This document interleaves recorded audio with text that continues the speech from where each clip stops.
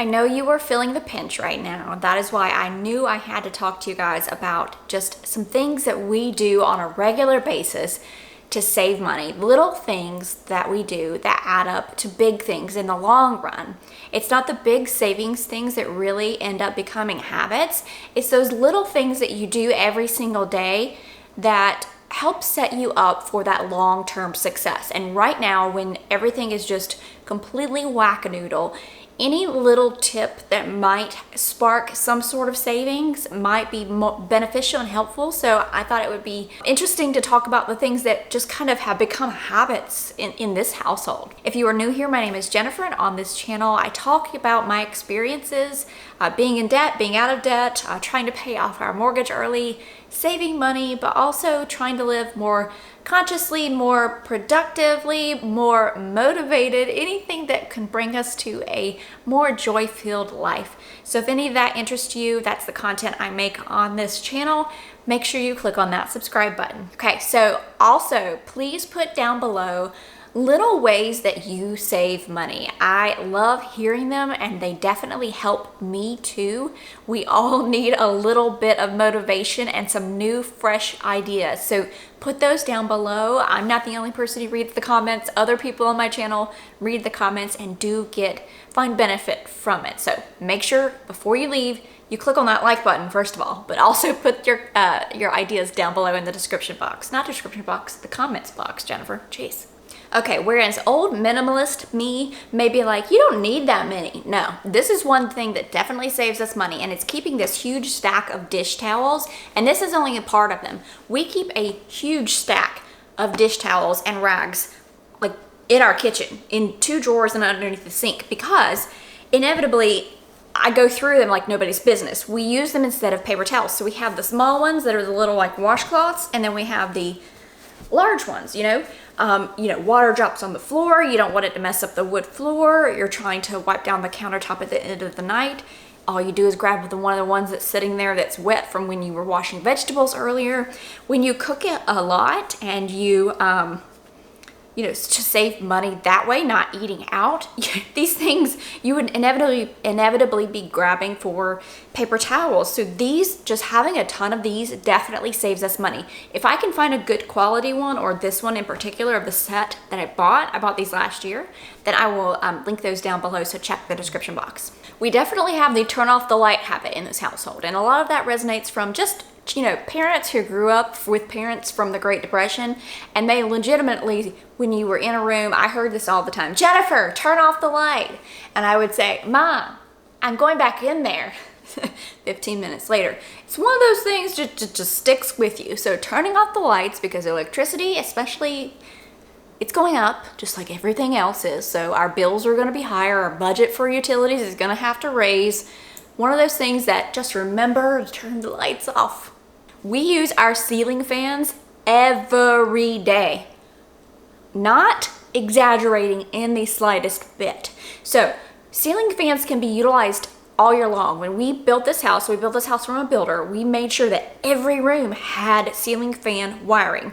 That was extremely important. Well, not like the dining room, okay? But the living room and all the bedrooms, because we always substitute running the air conditioning on, a too low of a temperature with turning the fan on. If you're still hot, turn it up. If you're a little chilly, turn it down. It's got 3 modes. And then in the winter time, most of them have a little switch on them that is a reverse. And if it goes the reverse way, then it will take the heat, which rises. And has anybody seen the movie Sweet Home Alabama, where the dad of Reese Witherspoon's like, don't let all the bald air out. You're buying that stuff. You're buying the air conditioning and the heat. So the fan will actually push the heat down. We legitimately use them every day of the year. Every day we work out at home or work out for free, meaning my husband is a first responder and he is able to work out. There's gym provided, okay? For me, I have not paid for a gym membership since my daughter was born, or before I got pregnant, so 2015. Well, it's been a long time, but I utilize yoga. For a little while, I was doing Beachbody, that I think I was doing the high intensity interval, so I was paying for an app, but that didn't work out too well for me because if you're going to do something like that or lift weights, for me, it would have been smarter to have a trainer because I was doing it wrong. So it wasn't worth the money because I was not doing it right. One thing's going to work for you, right? Not something that works for me as far as exercises, it may not work for everybody. So what I do and what works for me is a variety. And I do yin yoga. I don't do the actual like fitness yoga. I walk and run and I'm just active. I'm all go, go, go. And I like to do things. I don't sit and watch TV. So for me, I exercise every day by just moving my body in different ways. And I don't need to have a gym membership and all that goes along with that. I think it's some 80%. Might be wrong on the current percentage of people who actually have gym memberships utilize them. And if you have a gym membership and you use it, that's important to you and that's fantastic. But this is just one of the ways that over my lifetime, I realized that you could waste a lot of money is trying to fit into this mold of this is how you need to be fit and this is what you need to do every day and it has to be the same wash, rinse, repeat, and it doesn't. During tax time can be kind of hairy, but not for us because what we do every single day is we keep track of things that can be or are tax deductible. We are very well versed now on those types of things with our CPA because we both have 1099, meaning we have side hustles, side gigs that we have to be very diligent about recording those things, those extra costs and the write-offs. So every single day, if we do something, order something, or there's something that is tax deductible, legitimately, obviously, then we set it aside, and then at the beginning of the year, we give all that to our CPA, and she may toss out like that's not legitimate or this is. But we try to remember that there are tax deductions that a lot of people are just throwing away, meaning there's things that they could be deducting and saving a lot of money, and they just don't think about it or they don't know, and that's okay. But maybe spending a little bit of time investing in learning or speaking with somebody might actually save you and make you a lot of money, meaning that time would have been well worth it. Okay, again, so this one may not be for everybody, and that's okay, just bypass it. And it's that we eat meatless dinners. If you don't know, I am a vegetarian. I'm actually 90% vegan, I think they would say, or plant-based is what you would say. The vegans are like, oh, you're not vegan because you still will eat some cheese and what's the other thing? Eggs. This is all for dietary reasons, meaning my body and the way it functions. Neither here nor there. Both my husband and my daughter both eat meat, but we instituted almost 3 years ago, meatless dinners. They can eat meat for breakfast, lunch, snacks, whatever you want, but at dinner time, and that's when here in America we usually have the biggest meals, we do not buy meat. And let me tell you, with the inflation that has happened over the last year and a half in the grocery stores, it has saved us a ton of money. There are so many things you can do with dinners with no meat. My husband thought that he wouldn't be satisfied, but he completely is. He actually enjoys it more. On that same note with meals is we try to make sure we have meals that have items in them that fill us up, okay? Especially with that dinner thing. So you're looking at beans, rice, pastas, and obviously you can find healthy versions of those. But when you think about eating meatless or even just taking a meat dinner and then maybe utilizing meat as a side item, which is what a lot of health professionals have said, instead of using it as half the plate, use it as a quarter of the plate to say you save money and it's healthier, but you still get your meat. You know, you can have some filler foods, and they're not filler foods in the way that they're not nutritious, because again, you can buy nutritious versions of those and, you know, eat them as in moderation, everything in moderation, right? But we try to always have those because they, again, help fill us up. They give you energy, and if you're eating a lot of vegetables and stuff, it's just a good balance for the body.